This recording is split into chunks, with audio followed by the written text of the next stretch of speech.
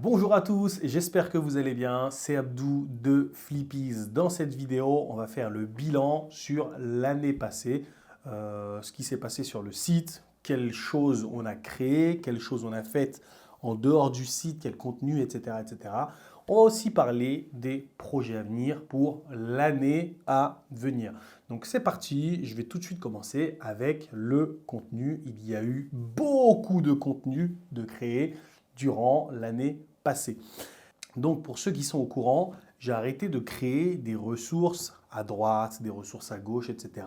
pour vraiment me focaliser sur la création d'une toute nouvelle méthode qui permettrait aux élèves de passer du A0 au B1 en s'amusant à l'aide de 12 unités didactiques. J'avais prévu 12 unités didactiques en un an, je me suis vite rendu compte que c'était impossible. Dans les vidéos précédentes, dans le précédent point Flippies, je le disais, créer du contenu pour le niveau A1, ce n'est pas la même chose que créer du contenu pour le niveau B1, B2, C1, C2. Pourquoi? Parce que le contenu pour le niveau A1, il faut que j'imagine tout et que tout sorte de ma tête. C'est-à-dire que tous les dialogues doivent sortir de ma tête.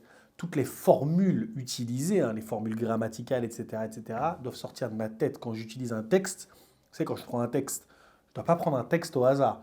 Je dois créer un texte, par exemple, qui utilise 3 formes de négation pour réutiliser ces 3 formes de négation. Et tout ce processus de création était 10 fois plus long que ce que je faisais d'habitude. C'est pour ça qu'en fait, là, il y en a 9 au lieu de 12 que j'avais initialement prévu. Mais voilà, 9 unités, je préfère vraiment avoir 9 unités qualitatives, super cool. Les gens sont super contents, plutôt que 12 unités, voilà, un peu bancales, approximatives, etc.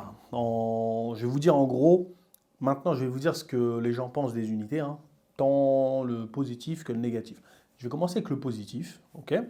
Ce que les gens vraiment adorent de mes unités, j'ai prévu ma petite anti-sèche là, parce que d'habitude je retiens tout, mais là j'ai pas le temps de tout retenir. Bref, j'arrête de raconter ma vie.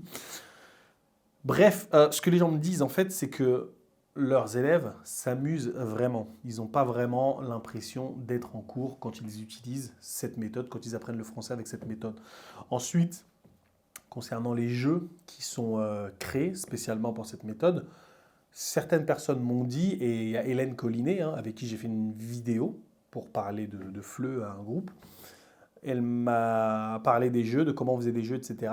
Et je me suis vraiment rendu compte que les jeux qui étaient disponibles dans cette méthode étaient vraiment réfléchis parce que on ne se contente pas de faire simplement un memory, mais on utilise à chaque fois dans tous les jeux les mots, les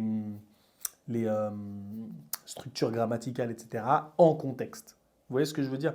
C'est pas tu retournes une image, tu retournes un mot. Non, tu retournes une image et tu essaies de trouver la définition de l'image. Ou alors tu as une phrase à trous et tu as l'image à mettre dans le trou. Je ne sais pas si vous voyez ce que je veux dire, mais c'est plus ou moins ça. Donc les jeux sont top. Il y a beaucoup d'oral, c'est ce qu'on me dit beaucoup. C'est que les activités qui sont faites plaisent beaucoup parce qu'en fait, quand on parle par exemple de l'unité de la nourriture, après cette unité-là, les élèves peuvent aller travailler au restaurant. Les élèves peuvent aller au supermarché, acheter ce dont ils ont besoin ou demander de l'aide à un agent de service du supermarché. Ils peuvent faire beaucoup de choses qui sont en rapport avec l'unité. Ils peuvent aller dans un magasin après l'unité de la mode pour dire quelle est ma taille, je cherche des chaussures, vous avez pas ça en rouge, en bleu, demain il pleut, vous me conseillez de mettre quoi, etc. Tout ça, ils sont capables de le faire. Et c'est pareil pour la santé, etc., etc. Donc l'oral, c'est vraiment le compliment que j'ai vraiment le plus eu et j'interagis beaucoup avec les gens qui utilisent cette méthode pour vraiment l'améliorer constamment, quoi. Et voilà. Et après, bah voilà, pour les présentations, c'est top, le PowerPoint surtout. C'est surtout le PowerPoint qui a beaucoup de compliments. Maintenant, je vais vous parler de ce qui est négatif, de ce que les gens trouvent de négatif dans la méthode. En fait, il y a des gens qui ont été des membres fondateurs de cette méthode. Ça veut dire que dès qu'elle est sortie, ils l'ont commandée et ils l'ont utilisée dès le début. Mais moi, en fait, je croyais que j'allais assumer le rythme d'une unité par mois, une unité par mois et demi plutôt. Je croyais que j'allais assumer ce rythme, mais pas du tout. C'était une unité tous les 2 mois, en y étant à fond en fait. Parce qu'une unité, je ne la sors pas comme ça. Une unité, je dois la tester, je dois la faire corriger, je dois la revérifier. Est-ce que cette icône-là est bien? Est-ce que cette police, ça l'écriture là, est-ce que cette police est bien? Et, euh, et du coup, franchement, ça a pris trop de temps pour les premiers qui étaient arrivés. En fait, il y avait un abonnement si vous voulez, qui permettait aux profs de payer une certaine somme par mois. Et tous les mois, en fait, ils recevaient une unité. Et il y en a qui se sont abonnés dès le début. Et du coup, ils pétaient les plombs parce qu'ils disaient, tu me débites l'argent, mais je reçois pas mon unité. J'ai dit, ah, désolé, franchement, là, elle est prête, hein, je peux te l'envoyer, mais tu vas faire de la merde. Du coup, laisse-moi le temps de bien la terminer et tu l'auras et puis tu pourras faire un super cours, quoi. Ouais, mais c'est pas comme ça. Moi, t'as dit une par mois, etc., etc. Et du coup, les gens, moi, je les comprenais. Du coup, bah, quand je pouvais, bah, je remboursais. Quand les gens attendaient, ils étaient décidés à attendre, bah, ils attendaient et tout. Mais c'était quelque chose qui m'était reproché. Le temps, mea culpa, c'est de ma faute, j'ai mal calculé. Je me suis cru super concepteur pédagogique qui pouvait créer des unités comme ça, mais non, ça marche pas comme ça. Bref, pour le temps, voilà, hein, je m'en excuse. Après, on m'a aussi dit que c'était pas adapté pour les enfants. Qui a dit que c'était fait pour les enfants? Moi, j'ai jamais dit ça. Certains ont voulu la tester avec des enfants, mais les gens faisaient connaissance et tout. Ça parle de bière, ça parle de métier, etc. Mais c'est pas quelque chose qui a à faire avec des enfants. Ça, juste après, hein, je vais en parler de ce qu'on peut faire avec des enfants, quoi. Ce qu'on pourrait faire avec des enfants, mais c'est pas encore dit. Après, on m'a dit que c'était pas adapté non plus pour certains établissements. On a certaines personnes qui travaillent dans des pays où la pudeur pardon, est de rigueur. On ne peut pas mettre une photo de meuf comme ça, un peu, je dirais dénudée, mais non. Une meuf, tu sais, dans l'unité du voyage, je sais pas, elle est en voyage, elle est un peu en crop top et tout. Et ouais, Abdou, ton image, ça passe pas. Moi, je suis dans telle école, on me casse la tête. Tata dit, je dis, mais pourquoi tu me casses la tête? T'as juste à cliquer droit, à cliquer. Attends, tu cliques gauche. Non, tu cliques droit. Bref, tu cliques et puis tu changes l'image et c'est terminé, quoi. Mais ça m'a été reproché. Ça m'a été reproché de façon virulente et ça m'a été reproché de bonne façon. Parce qu'il y a des gens qui me disent, ouais, tu sais, là je suis en Irlande, voilà, c'est un peu, je sais pas quoi, dans mon école on est un peu traditionnel. Et du coup j'ai dû changer l'image de Lucifer. Parce qu'il y avait une femme qui était déguisée en diablesse et j'avais même pas capté que c'était une diablesse un peu sexy, quoi, un peu habillée, serrée et tout ça. Mais ce qui m'intéressait, moi, c'était d'avoir des illustrations de diables, mais qui passent bien. Pas des diables qui font flipper ni rien, mais un truc, voilà, cool, sympa, on est en cours, on se détend, et voilà, quoi. Bref, ça m'a été un peu reproché. Et on m'a dit que le PDF était moins beau que ce que je faisais d'habitude. Parce qu'en fait, pour du B1 et du B2, c'est évident que les élèves savent lire. Mais pour du A0 à 1, il y en a qui viennent tout juste d'apprendre à lire, en fait. Je crois que c'était il y a 2 ans, en fait, que j'avais appris ça. C'est qu'il y a certaines polices d'écriture qui ne passent pas avec des primo-arrivants dans la langue française ou dans l'alphabétisation, en fait, qui viennent juste d'apprendre à lire. Tu ne peux pas leur mettre des polices, tu sais, manuscrites, des choses comme ça, des choses que j'avais l'habitude de faire avec Flippies pour le B1 et le B2. Du coup, là, pour le A1, j'ai pris une police simple, c'est une police Verdana. Pourquoi j'ai fait ce choix? Parce qu'elle est simple à comprendre pour ceux qui sont dyslexiques, elle est simple à comprendre pour ceux qui viennent d'apprendre à lire, et elle est assez grosse, et elle est simple à comprendre, tout simplement. C'est pas la plus belle des polices. Si moi, mon choix, si j'avais un choix à faire, j'aurais pas pris celle-là. J'aurais peut-être sûrement pris une autre, hein. C'était d'autres polices que je prenais d'habitude. Mais la police d'écriture, j'ai décidé de prendre Verdana parce que ça veut dire que c'est la plus universelle et ce qui facilite vraiment la compréhension calligraphique des élèves, en fait. Du coup, ouais, j'ai décidé de faire des PDF un peu moins beaux. Et aussi, on m'a dit, ouais, il n'y a plus de couleurs, c'est comment? Avant, il y avait des couleurs, il y avait des icônes, tatati, tatata. Mais quand moi j'ai envoyé une sorte de questionnaire, on disait que j'avais vu hein, que peut-être 98% des gens qui imprimaient le PDF le faisaient en noir et blanc. Du coup, j'ai dit, bon, bah, je vais essayer de m'adapter, je vais mettre des icônes en noir et blanc, etc. Mais après ce reproche, franchement, Enfin, les gens ont raison. Il y a des gens, en fait, qui utilisent le... Enfin, après ce reproche, je pense que je vais repasser en couleur et plus tout mettre en noir et blanc. C'est vrai que c'est un peu fade, parce qu'il y a des profs qui donnent des cours en ligne, ils utilisent le PDF interactif, et le PDF interactif qui est un peu fade, ça passe pas. Du coup, là, sur ça, je vais m'améliorer. Les prochaines unités, hein, dans la prochaine mise à jour, vous aurez des PDF super beaux, mais la police, je n'y touche pas. Voilà, rigueur, j'y toucherai, et je dirais là, il y a une version pour les A1 qui savent très bien lire, qui comprennent vraiment l'écriture, l'alphabet, et là, il y a une version pour les A1 qui viennent d'apprendre à lire. Mais là, ce que je dis, c'est des suppositions, c'est pas sûr que je fasse ça. Et après, voilà, hein, c'est tout ce qu'il y avait en fait pour les points positifs et négatifs, hein. Je veux dire, hein, les points positifs, hein, je vais faire un petit récapitulatif, hein. Les élèves s'amusent, on a des jeux qui sont vraiment réfléchis parce qu'ils permettent vraiment d'utiliser ce que les élèves ont appris dans le contexte. On a beaucoup d'oral dans des vraies situations et les présentations de PowerPoint sont au top. Elles maintiennent l'attention des élèves qui la regardent. Après, dans ce qui est négatif, on voit qu'il y avait trop de temps, les unités avaient trop de temps à sortir, mettaient trop de temps à sortir. En fait, j'aurais peut-être dû sortir l'abonnement là maintenant en fait. Là, j'ai déjà 9 unités. Si tu t'abonnes maintenant, tu es sûr que tous les mois, tu recevras une unité et jusqu'à l'unité 12 en fait. Après, on m'a dit que ce n'était pas adapté pour les enfants. Ça, je vais voir comment je fais pour y remédier. Et pour certains établissements, mais pour certains établissements, moi je ne peux pas faire un truc qui satisfait tout le monde. Si ça ne passe pas dans ton établissement, c'est à toi de modifier le PDF, tu te débrouilles, c'est très facile à modifier un PDF, c'est très facile à modifier un PowerPoint. Tu te débrouilles et puis tu le fais, quoi. Mais, euh, mais voilà, quoi, je peux pas, moi je peux pas m'occuper de tout, quoi.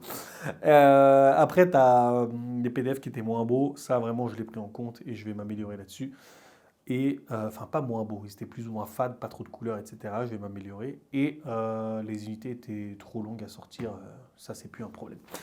Maintenant, on va parler de. C'est bon hein, pour le contenu qui est sorti, c'est principalement ça. Pour ceux qui ne le savent pas, j'ai une autre chaîne YouTube qui s'intitule French Peel. J'ai sorti 5 livres pour appuyer l'apprentissage de nos élèves, en fait, pour que les élèves puissent travailler en parallèle. J'ai sorti 5 livres qui sont disponibles sur Amazon. Qu'est-ce que font les élèves quand ils ont ces livres? Ils le prennent et un mois avant l'examen, en fait, tous les 2 jours, ils doivent faire un exercice de compréhension orale et un exercice de compréhension écrite. Ça, c'est pour le B1 et pour le B2. Pour le B1, il y a un livre de compréhension orale, un livre de compréhension écrite. Pour le B2, un livre de compréhension orale, un livre de compréhension écrite. Et pour le C1, seulement un livre de compréhension orale. Le livre de compréhension écrite pour le C1 va me prendre trop de temps et entre les unités qui mettent du temps à sortir et, créer des textes et des questionnaires pour du niveau C1, franchement, c'est un autre niveau et ce sera aussi long que de créer 3-4 unités didactiques que de créer un livre pour le niveau C1.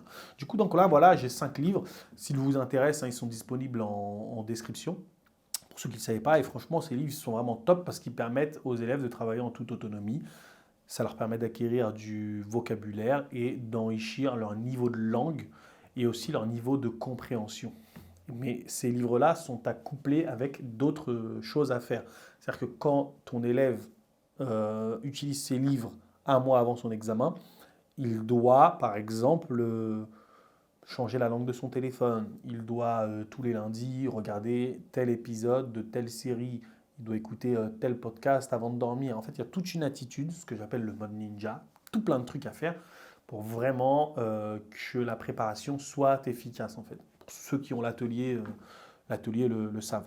Voilà pour les livres et le contenu.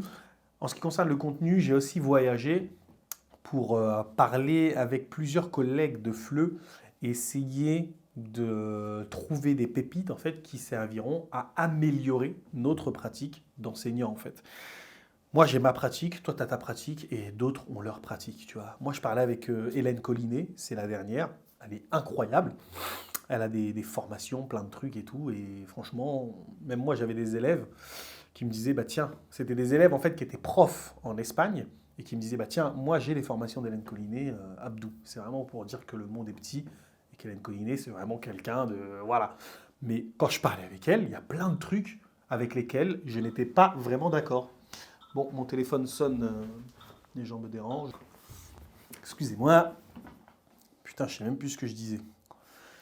Donc oui, je disais en fait que j'avais des pratiques qui étaient vraiment pas en accord avec ce qu'elle disait. Et du coup, ça donnait lieu à des débats qui étaient vraiment intéressants. Bon, le petit bémol, c'est que certains, moi en fait j'étais naturel avec Hélène, je parlais, j'étais tranquille avec elle, mais certains m'ont trouvé un peu hautain. Parce que voilà, comment je lui répondais, tu sais, elle me disait par exemple, je te dis un exemple. Moi, je donne pas de leçons pour apprendre les jours de la semaine, tu vois. Moi, je lui dis, ok, comment tu fais? Bah, si j'ai cours le lundi, je lui dis, aujourd'hui, nous sommes lundi, truc. Après, je la regarde. C'est vrai que ça peut paraître hautain, mais moi, c'était pas mon but en fait. Je dis, attends, toi, tu as cours tous les jours de la semaine avec tes élèves? Non! Je leur dis, demain, on sera tac. Et en plus, j'ai introduit le futur et tout. Et en gros, sa réponse, ça m'a satisfaite parce que moi, en fait, je comprenais pas comment enseigner la date sans donner de cours sur la date. Tu vois ce que je veux dire? Et franchement, j'ai appris un truc et franchement, sa manière de faire, elle est mortelle.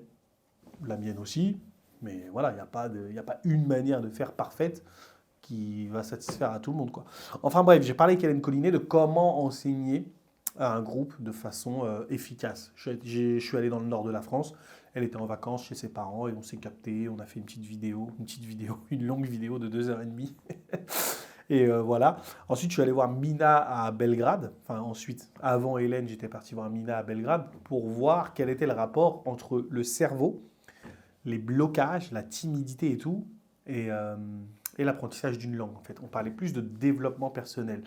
Et avant Mina, je suis allé voir Océane Touillon à, à Glasgow, en Écosse. Non, elle habite à Glasgow, mais je suis parti à Édimbourg. Et on parlait en fait de tous les profs qui sortaient des formations ou qui créaient des formations. Mettons, toi, tu crées une formation pour enseigner, j'en sais rien, moi, une formation pour les profs ou pour tes élèves.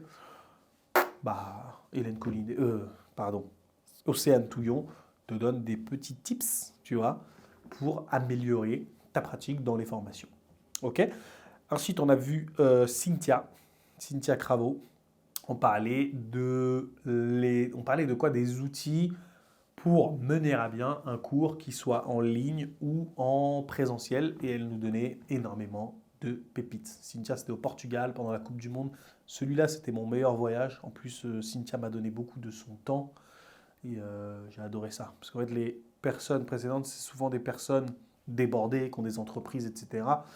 Et moi, j'ai apprécié que Cynthia fasse l'effort. Voilà, on a regardé Portugal, Maroc. Le Portugal a perdu. Elle était triste. France-Angleterre, la France a gagné. J'étais content. Je ne sais pas pourquoi je raconte ma vie, mais ouais, je suis un peu là pour ça, non? Le point Flupis, c'est peut-être un peu pour ça. Bref. Voilà, donc j'ai vu tout ça. J'ai vu toutes ces personnes. Hélène, Mina, Océane et Cynthia. Précédemment, j'avais vu Charlène, Agathe et Jérémy. Là, j'espère pouvoir voir Adélaïde. Je suis parti en Turquie en vacances. On s'est vu vite fait. On a mangé dans un petit resto sympa. Et voilà, j'ai présenté ma femme, mon fils. Ça m'a présenté je ne vais pas raconter sa vie. Je ne vais pas vous dire quelle est sa situation familiale. Mais Adélaïde Tilly, en fait, c'est une spécialiste dans le FLE pour les enfants. Et c'est une personne, en fait, qui a aussi son entreprise, ses trucs à gérer, ses cours et tout. Même une famille à gérer. Bref. C'est pas quelqu'un qui a forcément du temps, du coup, il faut qu'on arrive à se synchroniser au niveau du calendrier. Si elle est de passage en France, ça me tiendra au courant. Si je suis de passage en Turquie, ce qui m'étonnerait fortement, je la tiens au courant. Mais on essaiera de faire une réunion sommet pour savoir comment enseigner le flux à des enfants. Et aussi, pourquoi pas, dans le futur, j'essaierai d'adapter mon matériel aux enfants mais je l'adapterai, mais j'essaierai de me faire coacher par Adélaïde si elle a mon temps, quoi. Ça, c'est un projet que j'ai. Donc voilà, on va parler maintenant des projets, hein. Les projets, c'est quoi? C'est ça les projets. C'est adapter la méthode pour les enfants, adapter la méthode pour les ados, sortir des livres pour les enfants, sortir des livres pour les ados. Ça demande énormément de temps, mais là, le projet principal, ça va être de terminer les 3 dernières unités. L'unité sur le travail, l'unité sur l'écologie et l'unité sur les nouvelles technologies et les réseaux sociaux. Comme ça, j'aurai 12 unités. Une fois que j'ai ces 12 unités, je les adapte, je les mets à jour, je les améliore, etc., etc. En parallèle, il y aura sûrement d'autres livres qui sortiront et aussi une nouvelle chaîne YouTube pour enseigner le FLE aux hispanophones. À côté de ça, il y aura sûrement une plateforme où on pourra trouver des profs hispanophones pour travailler un point de grammaire précis, pour avoir des conversations précises, etc., etc. C'est une nouvelle start-up qui verra sûrement le jour. Dans tous les cas, on se tient au courant. Et voilà, merci d'avoir suivi ce point Flippies. J'ai aussi oublié de vous dire qu'il y avait un podcast, mais j'en suis pas très fier parce que j'ai cru que j'allais avoir le temps de créer des épisodes de podcast et de faire la méthode. Du coup, le podcast s'est un peu cassé la gueule. Il y a quand même 19 épisodes, c'est pas mal. Mais Mais voilà, j'en ai pas trop parlé, ici. Voilà, donc la prochaine réunion au sommet, j'espère pouvoir capter Adélaïde si elle a mon temps, si j'ai aussi le temps de la voir et on arrive à se synchroniser. Et on se retrouve peut-être dans, je sais pas, 4 5 mois, quand les 12 unités seront prêtes. Je referai un point Flippies pour vous dire quels sont les prochains points à prendre, les les prochaines étapes du développement de l'entreprise Flippies. Merci à tous, c'était Abdou, peace!